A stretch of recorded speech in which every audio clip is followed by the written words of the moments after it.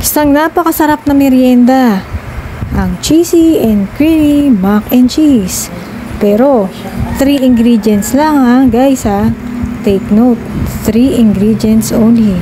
Syempre, napakadaling gawin. 15 minutes, tapos na.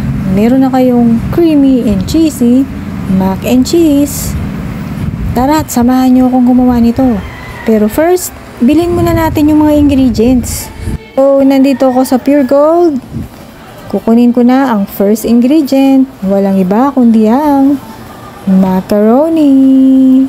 Alin nga ba dito ang murang macaroni? Pero, syempre, masarap pa rin kahit mura.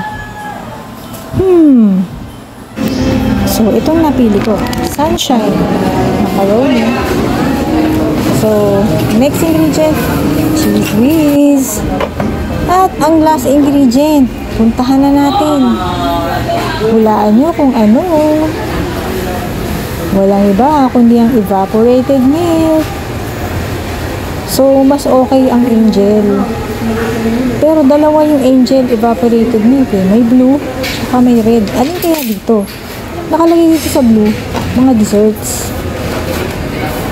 So, nung chinik ko yung red na Angel, yan yung pangluto. So, yan na yung pinili ko. Na ilalagay sa ating cheesy mac and cheese. Yan, kumpleto na ingredients. So, nilagay ko na ang macaroni sa aking electric Gabor pot. At nilagay ko na ang evaporated milk. At tinurn on ko na ang Gabor electric pot. Ayan, kung kumulo. Pero hinahalo-halo ko siya kasi syempre magdidikit-dikit yung macaroni. So yan, syempre lalapot na siya habang tumatagal. At hanggang sa maluto na yung macaroni. Yan, so 'di ba konti na lang yung sabaw. Yan, ilalagay ko naman yung last ingredient. Walang iba kundi ang cheese whiz. Sinimot kong mabuti kasi sayang naman. Yan. At hinalo ko na ang cheese whiz at macaroni at evaporated milk. At nilagyan ko rin dyan ng paminta, pampalasa. Pwede kayo maglagay dyan kung ano man yung pampalasa or spices na gusto nyong ilagay.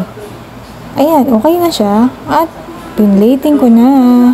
Ready na ang creamy and cheesy mac and cheese.